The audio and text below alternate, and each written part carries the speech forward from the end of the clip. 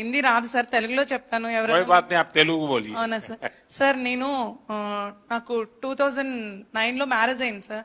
House wife గా ఉన్నాను 2019 వరకు.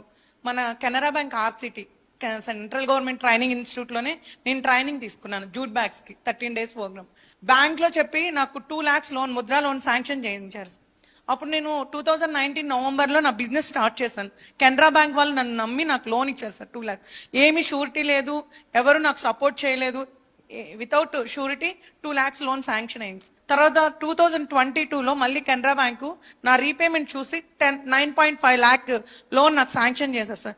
ఇప్పుడు నా దగ్గర 15 members వర్క్ చేస్తున్నారు. 2 लाख से शुरू किया, 9.5 लाख तक पहुंच गए. Yes sir. How many people are working with you? 15 members sir. 15.